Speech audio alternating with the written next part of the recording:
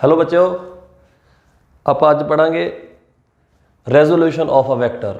मतलब एक वैक्टर ਨੂੰ ਕਿਵੇਂ दो डायरैक्शन के अंदर रिजोल्व किया जाता है। मतलब रेजोल्यूशन ऑफ अ वैक्टर मतलब splitting of a vector.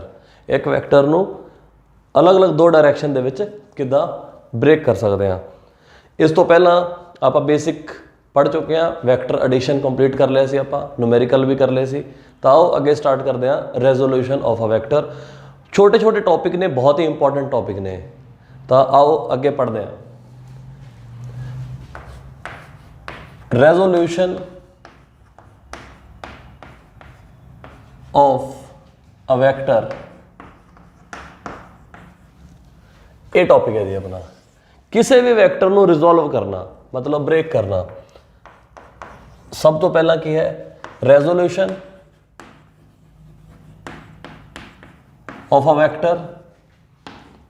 Resolution of a vector along any two direction, मतलब कोई भी दो डायरेक्शन ने, एनी टू डायरेक्शंस, किसी भी दो डायरेक्शन दे विच रिजोल्व करना, एनी टू डायरेक्शंस। ठीक है जी। तो देखो, अगर मान लो अपने को एक वेक्टर है, ए वेक्टर है, आर वेक्टर। आप इसनों दो डायरेक्शन अपने को कोई दो गिवन डायरेक्शन ने, उस दे विच आप इसनों रिजोल्व करना चाहते हैं। एक डायरेक्शन है पी और एक डायरेक्शन है अपने को मान लो क्यू। हाँ जी, एक डायरेक्शन है P which is represented by P vector, मतलब दिस डायरेक्शन। एक डायरेक्शन है अपने को Q represented by Q vector, मतलब दिस डायरेक्शन। तो आप की करांगे जेडे इन्हां दे इनिशियल पॉइंट ने, मतलब टेल्स ने, इन्हों एक ही पॉइंट के उपर मिला देंगे और इन्हों शिफ्ट करांगे एक ही पॉइंट से, सो दैट कि इन्हां दी टेल जो ने एक ही इनिशियल पॉइंट के उपर आ जान, कॉमन पॉइंट के उपर आ जान। तो आप इसनों एक बार रीड्रॉ कर लेने दोबारा। This is our R vector, almost parallel without changing its direction, shift कर सकते हैं। This is R vector. हाँ जी, पी नू शिफ्ट करके इस पॉइंट पे ले आए, दिस इज पी वैक्टर। और क्यू नू भी शिफ्ट करके इस डायरेक्शन दे विच ले आए, this is Q vector without changing its magnitude because they are free vector. अगर इन्हों आप उस पूरे प्लेन या पूरे 3D किते भी मूव करवा दिए तो इन्हों का इफेक्ट चेंज नहीं होएगा। हाँ जी, हुण आप की करते हैं, देखो आप एडिशन के अंदर पढ़िया सी कि पैरेललोग्राम लॉ के अंदर जो दो एडजेसेंट साइड होंदियां ने, अगर वो वैक्टर को रिप्रेजेंट करदियां ने, उन्हों का जो सम हुंदा है वो की हुंदा है डायगनल। तो मतलब आप की करांगे, इस दे विच कोशिश करांगे एक पैरेललोग्राम कंप्लीट कर दिए। लो जी, आप एक पैरेललोग्राम कंप्लीट कर दी। पैरेललोग्राम दे विच साइड पैरेलल होनी चाहिए ने और ये वाली इसके पैरेलल होनी चाहिए। हाँ जी, तो ये अपनी पैरेललोग्राम कंप्लीट हो गई है।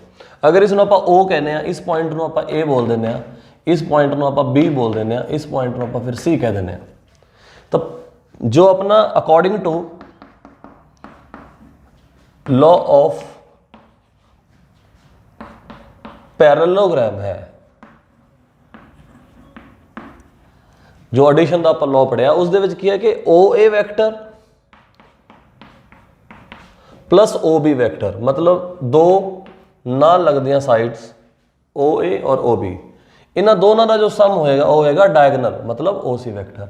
देखो ये चीज़ आप जानते हैं, बहुत बार चर्चा हो चुकी है इस पर।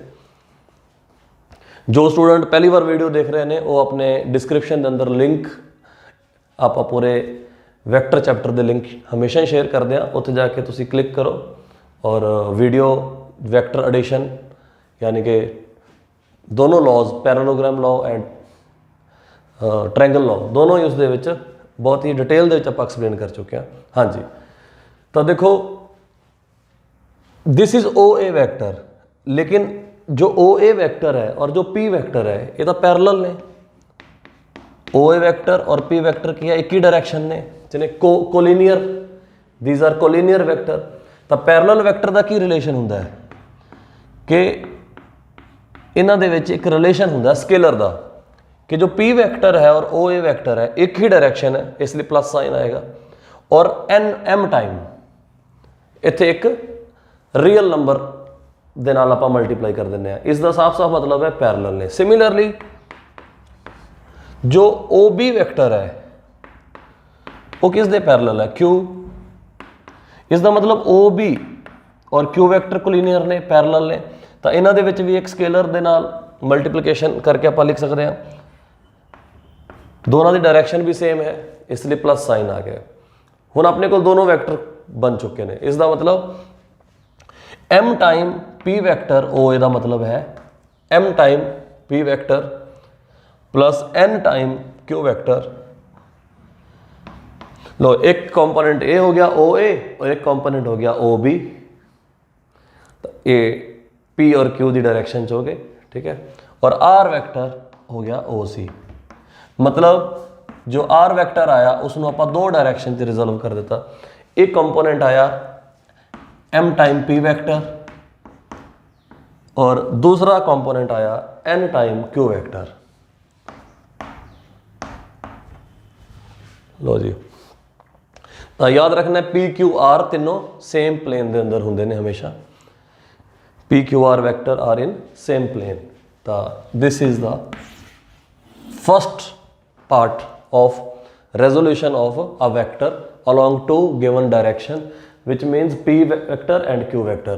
ਆਪਾਂ ਨੂੰ ਦੋ ਡਾਇਰੈਕਸ਼ਨ ਗਿਵਨ ਸੀ, p ਵੈਕਟਰ q ਵੈਕਟਰ, ਉਹਨਾਂ ਦੋ ਡਾਇਰੈਕਸ਼ਨ ਦੇ ਅਲੋਂਗ ਆਪਾਂ r ਵੈਕਟਰ ਨੂੰ ਤੋੜ ਦਿੱਤਾ।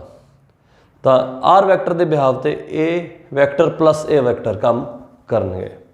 ਤਾਂ ਉਲਟਾ ਲਗਾਇਆ ਆਪਾਂ ਪੈਰਲਲੋਗ੍ਰਾਮ ਦਾ, ਹੈ ਨਾ। ਉਸ ਦੇ ਚ ਪੜਿਆ ਸੀ ਕਿ this plus this p plus OA plus OB OC। ਹੁਣ ਆਪਾਂ ਕਿਹਾ OC is equal to OA plus OB। ਤਾਂ दूसरी डायरेक्शन 'ਚ ਆਪਾਂ ਜਾ ਰਹੇ ਹਾਂ।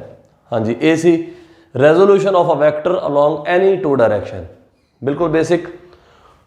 ਹੁਣ ਇਸ ਤੋਂ ਵੀ इंपॉर्टेंट चीज़ ਆਪਾਂ डिस्कस करते हैं दूसरा पार्ट कि ਹੁਣ एनी टू डायरेक्शन नहीं है। अगले पार्ट 'ਚ ਕੀ है?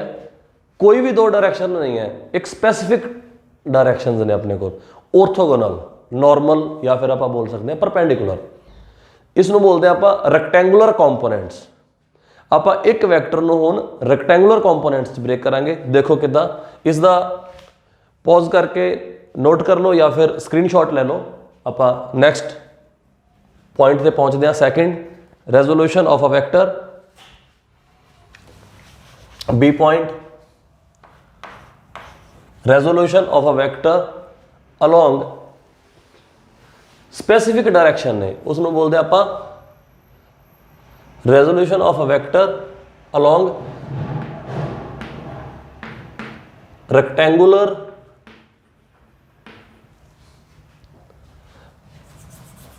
इंटू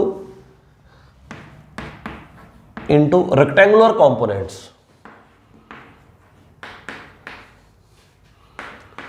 हुण अपने कोल क्या है? Rectangular components. रैक्टेंगुलर कंपोनेंट्स का मतलब होंगे परपेंडिकुलर। देखो किदा, इसनों मिटा दें आप जल्दी जल्दी। हाँ जी, तो बहुत ही इंपॉर्टेंट टॉपिक पूरी फिजिक्स के यूज़ होंदा रहेगा। अज पढ़ रहे हैं, जो आप प्लस 2 च भी आवांगे उदों भी किते ना किते यूज़ होंदा रहेगा। प्लस 1 दे विच तो बहुत ज़्यादा यूज़ होएगा, प्लस 2 तक भी पूरी फिजिक्स के अंदर ये यूज़ होंदा रहेगा। इसीलिए आप पढ़ रहे हैं अज बेसिक मैथमैटिकल टूल के अंदर, क्योंकि इसका जो यूज़ है वो पूरी फिजिक्स के अंदर यूनीवर्सल है। किते भी जिथे भी वैक्टर की गल आएगी उत्थे रेजोल्यूशन बहुत बार आपां नूं करनी ही पैंदी है। और आप जो भी रेजोल्यूशन करांगे, जो भी रिजोल्व करांगे वैक्टर नूं रैक्टेंगुलर कंपोनेंट के अंदर ही करांगे, क्योंकि एक कन्वीनियंट वे है, ईजी वे है, इस दे विच आसानी होंदी समझण दे लई। इसलिए तो देखो हुण अपने कोल की है, ये है ये भी आप दो पार्ट्स पढ़ लेने। रैक्टेंगुलर कंपोनेंट्स एक है 2D, एक पार्ट पढ़ांगे 3D। तो दो पार्ट बनते हैं। 2D दे विच दो ही एक्सिस होंदे ने, प्लेन होंदा है। पहला एक्सिस एक्स एक्सिस, दूसरा वाई एक्सिस, ओरिजन, ठीक है जी। This is a plane. हुण एक वैक्टर है अपने कोल, से दिस वैक्टर एफ वैक्टर, ਜਾਂ ਉਵੇਂ ਆਪਾਂ ਆਰ ਵੈਕਟਰ ਵੀ ਅਸਿਊਮ ਕਰ ਸਕਦੇ ਹਾਂ, ਜਿੱਦਾਂ ਪਹਿਲਾਂ ਆਰ ਲਿਖਿਆ ਸੀ। ਹੁਣ ਇਸ ਐਫ ਵੈਕਟਰ ਨੂੰ ਆਪਾਂ X direction and Y direction, ਮਤਲਬ ਜੋ ਪਰਪੈਂਡੀਕੂਲਰ ਡਾਇਰੈਕਸ਼ਨਸ ਨੇ, ਰੈਕਟੈਂਗੂਲਰ ਕੰਪੋਨੈਂਟਸ ਦਾ ਮਤਲਬ ਕੀ ਹੋਇਆ, ਇਨਟੂ ਪਰਪੈਂਡੀਕੂਲਰ ਡਾਇਰੈਕਸ਼ਨਸ। ਪਰਪੈਂਡੀਕੂਲਰ ਵੀ ਲਿਖ ਸਕਦੇ ਹੋ, ਹਾਂਜੀ, ਪਰਪੈਂਡੀਕੂਲਰ ਮਤਲਬ ਨੋਰਮਲ ਡਾਇਰੈਕਸ਼ਨ 'ਚ ਆਪਾਂ ਇਸ ਨੂੰ ਰਿਜ਼ੋਲਵ ਕਰਨਾ ਹੈ। ਹਾਂਜੀ, ਤਾਂ ਦੇਖੋ ਇਹ ਐਂਗਲ ਹੈ, ਮੰਨ ਲਓ ਸਪੋਜ਼ ਕਰ ਲਓ ਐਂਗਲ ਹੈ ਥੀਟਾ, ਥੀਟਾ ਐਲਫਾ ਬੀਟਾ ਜੋ ਵੀ ਤੁਸੀਂ ਅਸਿਊਮ ਕਰਨਾ ਚਾਹੋ ਇਹ ਹੈ। ਔਰ ਅਗਰ ਆਪਾਂ ਇਸ ਨੂੰ ਇੱਥੇ ਮਿਲਾ ਦਈਏ, ਪਰਪੈਂਡੀਕੂਲਰ ਡ੍ਰੌਪ ਕਰ ਦਈਏ, ਤਾਂ ਇੱਕ ਰਾਈਟ ਐਂਗਲ ਟ੍ਰਾਇੰਗਲ ਬਣ ਗਈ ਹੈ। ਔਰ ਅਗਰ ਆਪਾਂ ਪੈਰਲਲੋਗ੍ਰਾਮ ਕੰਪਲੀਟ ਕਰੀਏ, ਜੋ ਕਿ ਇਸ ਕੇਸ ਰੈਕਟੈਂਗਲ है, इसलिए आप बोलते हैं रैक्टेंगुलर कंपोनेंट, क्योंकि वो कंपोनेंट दोनों जो साइड्स ऑफ रैक्टेंगल हो जाते हैं। ठीक है जी, तो एक तरीके ਨਾਲ ਆਪਾਂ ਪੈਰਲਲੋਗ੍ਰਾਮ ਕੰਪਲੀਟ ਕਰ ਲਈ, ਮਤਲਬ ਰੈਕਟੈਂਗਲ ਬਣ ਗਿਆ ਹੈ। ਤਾਂ ਇਹ ਪੁਆਇੰਟ ਨੂੰ ਅਗਰ ਆਪਾਂ ਓ ਏ ਕਹਿੰਦੇ ਆ ਔਰ ਓ ਬੀ ਕਹਿੰਦੇ ਆ, ਤਾਂ ਫਿਰ ਇਹ ਓ ਸੀ ਹੋ ਗਿਆ, ਉਹੀ ਚੀਜ਼ ਆ ਗਈ। ਠੀਕ ਹੈ, ਲੇਕਿਨ ਇਹ ਜੋ ਦੋ ਡਾਇਰੈਕਸ਼ਨ ਨੇ एक्स एक्सिस और वाई एक्सिस, ਇਹ ਮਿਊਚੁਅਲੀ ਪਰਪੈਂਡੀਕੂਲਰ ਡਾਇਰੈਕਸ਼ਨਸ ਨੇ। ठीक है जी, बस ये स्पैसीफिक डायरैक्शन ने, पर्टिकुलर डायरैक्शन ने। हाँ जी, तो इस दे विच की करांगे आपां, अगर ट्रिग्नोमैट्री अप्लाई करिए राइट एंगल ट्रायंगल के अंदर, जो राइट एंगल ट्रायंगल है अपने को ओ ए सी, इस दे विच अगर आपां cos थीटा निकालना होवे, वो होएगा बेस अपॉन हाइपोटेन्यूज। बेस है अपने को ओ ए ओवर हाइपोटेन्यूज मतलब ओ सी, जिसनों तुसी लिख सकते हो मैग्नीट्यूड ऑफ, ये जो लेंथ है आप पहला भी डिस्कस कर चुके हैं, ये जो लेंथ ऑफ द वैक्टर होंगी है ये मैग्नीट्यूड होंगी है और हमेशा पॉजिटिव होंगी है। इसका मतलब ओ ए अगर आप निकालना हो, ये वाली लेंथ जो है वो की हो जाएगी एफ वैक्टर मैग्नीट्यूड मल्टीप्लाई हो जाएगा इधर आके कॉस थीटा, मतलब ओ ए अपने को आ गया एफ कॉस थीटा।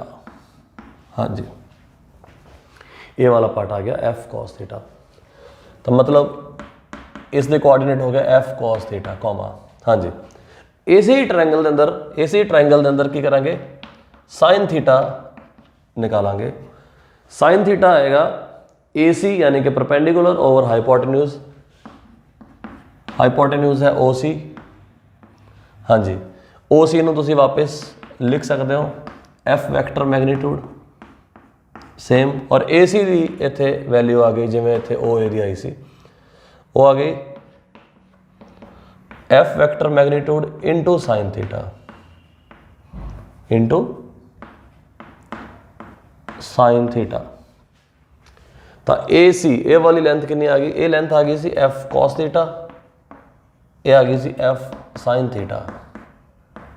हाँ जी, तो एक ही हो गया एफ साइन थीटा।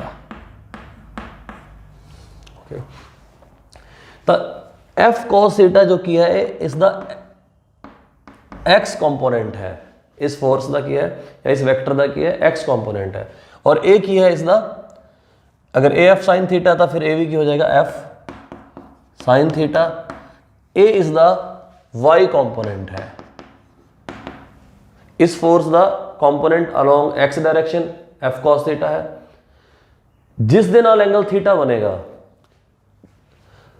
जो दो परपेंडिकुलर डायरेक्शन अपने को होणगियां और वैक्टर किसी एक डायरेक्शन के नाल अगर एंगल थीटा बनाता है, तो जिस डायरेक्शन के नाल एंगल थीटा बनेगा उस डायरेक्शन के अलोंग आएगा cos theta F cos theta, और दूसरी डायरेक्शन के अलोंग आएगा एफ साइन थीटा।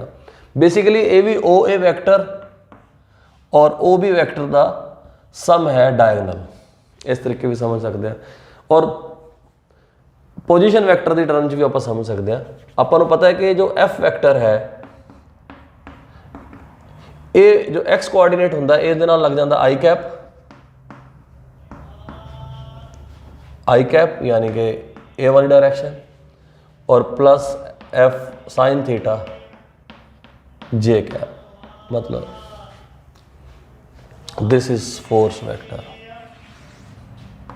हाँ जी, ये एक्स कंपोनेंट है, इसमें एफ एक्स आई कैप लिख सकते हो, और ये y है, इसनों एफ वाई जे कैप भी ਆਪਾਂ लिख सकते हैं। हाँ लो जी, ये वैक्टर हो गया तैयार। F cos theta X component, I X direction unit vector होंगे। इस डायरेक्शन जो स्केलर पार्ट स्केलर कॉम्पोनेंट है एफ कॉस थीटा है, और जे डायरेक्शन जो है जे जो है यूनिट वैक्टर होंगे वाई डायरेक्शन में, और इसका जो स्केलर कॉम्पोनेंट है वो है एफ साइन थीटा। मतलब इस direction F sine theta act कर रहा है, इस direction F cos theta act कर रहा है। जो दोनों को ऐड करेंगे वो अपने आप ही एफ वैक्टर बन जाएगा। अगर प्रूफ भी करना चाहिए तो आप कर सकते हैं। जो ही आप इसनों ऐड करांगे, मतलब इस वैक्टर की आप मैग्नीट्यूड फाइंड आउट करांगे,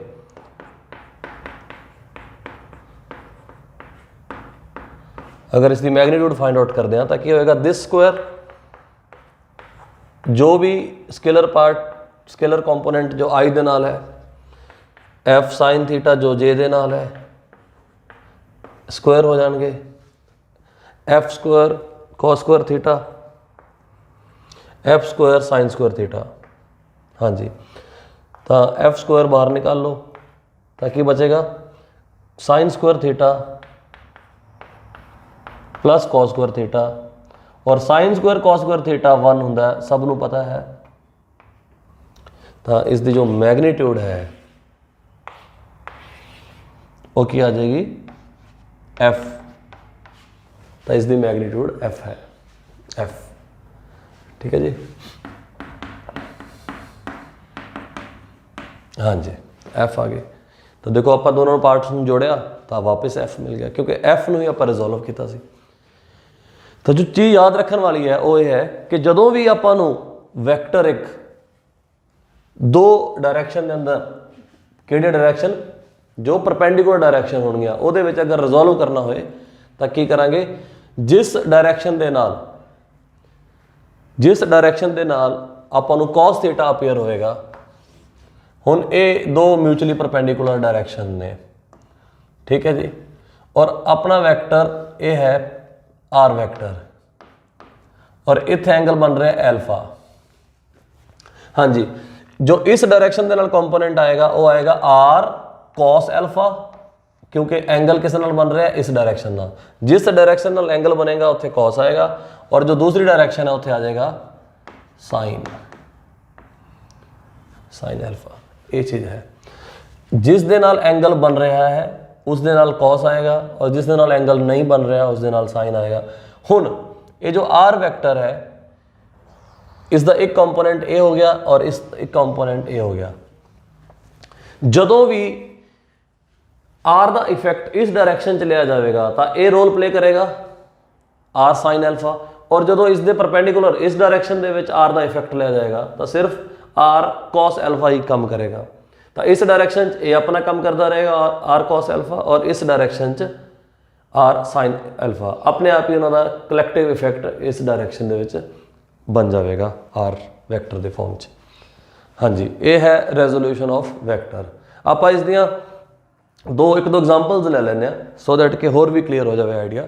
हाँ जी, इसनों पॉज करके अपना इसनों नोट कर लो या फिर स्क्रीनशॉट ले लो, जिमें आप हमेशा स्क्रीनशॉट लेंदे हैं, इसका भी स्क्रीनशॉट ले लो सो दैट कि अगे वधिए जल्दी। हाँ जी, आप एग्जाम्पल्स की गल कर रहे थे कि इसकी एग्जाम्पल्स लेने।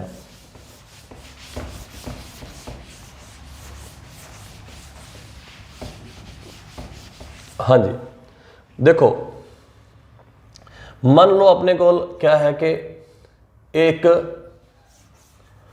इनक्लाइंड प्लेन है और इस दे ऊपर कोई एक मास है, ठीक है,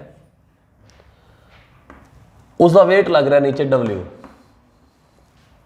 और ए वाला जो एंगल है ये एंगल है सपोज कर लो बीटा।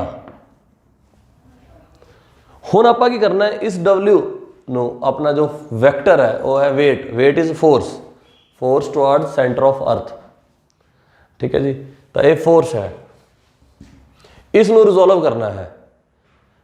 तो वैसे तो किसी भी वैक्टर ਨੂੰ कोई भी दो डायरैक्शन च आप रिजोल्व कर सकते हैं, लेकिन आप वो डायरैक्शन चूज करांगे जो कन्वीनियंट ने, जिदा डाउन द प्लेन मतलब ए वाली डायरैक्शन, और परपेंडिकुलर टू द प्लेन मतलब ये वाली डायरेक्शन। हाँ जी, ये दो डायरेक्शन। तो देखो अगर ए एंगल बीटा है तो ए एंगल भी बीटा होएगा। उस दे अकॉर्डिंगली देखिए तो A is the component perpendicular to the plane, इस डायरेक्शन जो आएगा वो आएगा W cos बीटा, और इस डायरेक्शन क्या आएगा W sin बीटा। वेट के इस कंपोनेंट की वजह करके इस ब्लॉक की टेंडेंसी होएगी to move downward, to slide downward. This block will have a tendency to slide down the plane, नीचे आने की कोशिश करेगा। और ए परपेंडिकुलर कंपोनेंट है W cos बीटा। हाँ, कई स्टूडेंट को ये समझ नहीं आती कि बीटा ए एंगल बीटा क्यों लिखता, तो आप अप्रूव कर देने हैं। ज्योमेट्री की गल है छोटी जी। ये अगर बीटा है तो ए W सी नीचे, हाँ जी, ये 90 डिग्री हो गया। ए भी फिर परपेंडिकुलर है, सॉरी, हाँ जी, ये बीटा ए 90, तो ए 90 माइनस बीटा, अगेन ए 90, तो फिर ए फिर बीटा। हाँ जी, तो ये दो perpendicular directions down the plane and perpendicular to the plane.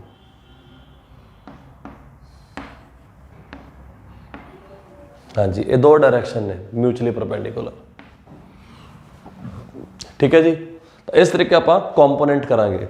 हुण डाउन द प्लेन सिर्फ इस दा इफेक्ट काउंट होएगा, सिर्फ ए ही इफेक्ट करेगा इस डायरेक्शन, और ए परपेंडिकुलर डायरेक्शन करेगा। ए प्लेन के ऊपर परपेंडिकुलर फोर्स लगा रहा है W cos बीटा। ठीक है जी, अगे जाके पढ़ांगे इसनों बैलेंस करने के लिए नॉर्मल अपीयर हो जाती कॉन्टैक्ट फोर्स, तो अगे जाके पढ़ांगे ये वाली चीज़ा मैकेनिक्स के अंदर, लॉज ऑफ मोशन के अंदर पढ़ांगे डेफिनेटली। हाँ जी, एक और एग्जांपल लेने आ।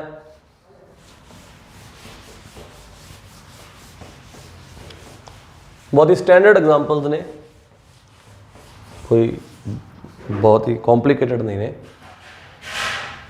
हाँ जी, मान लो ये अपने को एक कोई रिजिड सपोर्ट है, मतलब जिदा कोई सीलिंग है या कोई स्टिक वगैरह है, इस दे नाल क्या है, इस दे नाल एक स्ट्रिंग है और एक वेट नू सपोर्ट कर रही है, वेट नू सपोर्ट कर रही है W। इस वेट नू रोक रखा है इन्होंने स्ट्रिंग्स ने, एक ही ने स्ट्रिंग्स दोनों। ठीक है जी, अगर ए वाला एंगल अल्फा है और ए वाला एंगल बीटा है, अगर एक एंगल अल्फा है दूसरा बीटा है, तो ये देखो ये जो वेट है ये सपोर्ट कर रही ने स्ट्रिंग्स। स्ट्रिंग्स किदा सपोर्ट करदियां ने, स्ट्रिंग्स फोर्स लगांदियां ने हमेशा, उस फोर्स नूं कहने आपां टेंशन। अगे डिटेल पढ़ांगे। तो स्ट्रिंग्स दे अंदर हुंदी है टेंशन। मान लो इस दे अंदर T1 है, इस दे अंदर T2 है, तो टेंशन की डायरेक्शन इस तरीके होगी, this is T1, this is T2। मतलब जो अपना वेट है नीचे नूं लग रहा है W, अगर आप इस पॉइंट के ऊपर वेट लगाइए तो नीचे नूं लग रहा है डाउनवर्ड, और ए वाली जो टेंशन है ए, देखो इसनों मिटा देने आप, ठीक है, wait W is supported by two strings। ठीक है, हाँ जी, अगर ए अल्फा है तो ए एंगल की होएगा,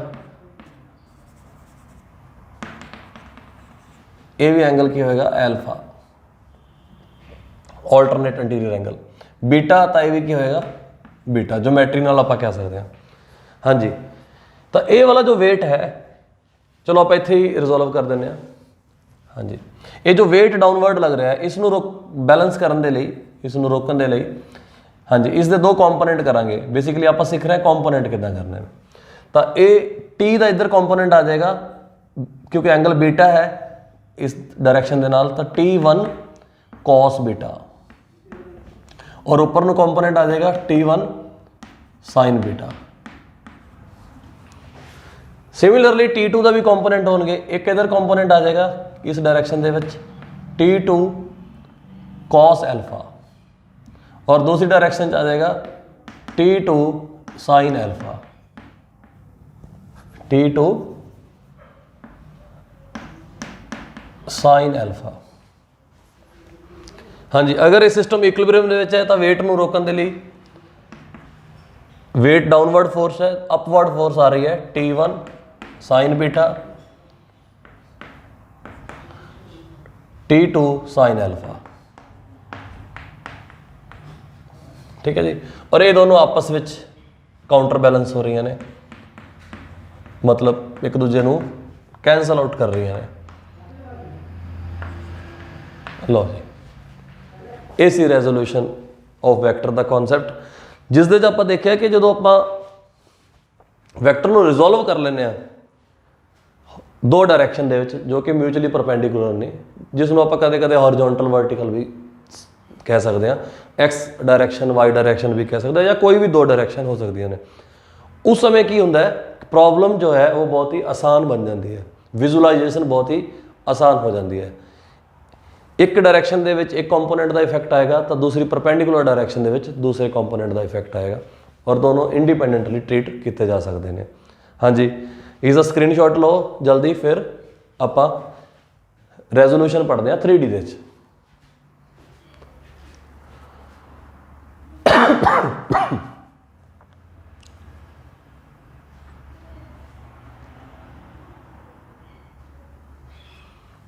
हाँ जी, resolution of vector in mutually perpendicular direction, orthogonal direction 3D। हाँ जी, तो आप सी पार्ट पढ़ते हैं, रेजोल्यूशन यानी कि रिजॉल्व करना of a vector, resolution of a vector into rectangular components, rectangular components 3D। rectangular components मतलब perpendicular components, orthogonal components। हाँ जी, 3D के अंदर 3 एक्सिस हो जाएंगे।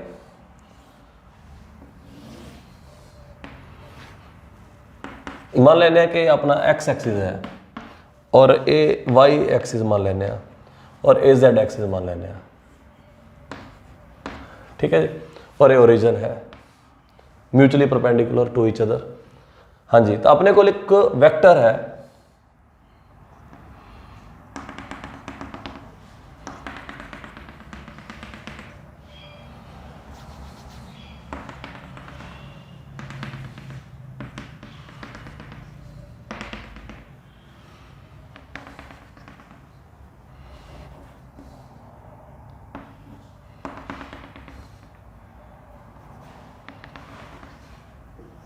हाँ जी, तो ये अपने को एक वेक्टर है, ये पॉइंट P है, ये पॉइंट स्पेस के अंदर है, मतलब हवा च है, ये इस बोर्ड के उत्ते नहीं है, लेकिन दिखाना तो इस बोर्ड से ही पैना है।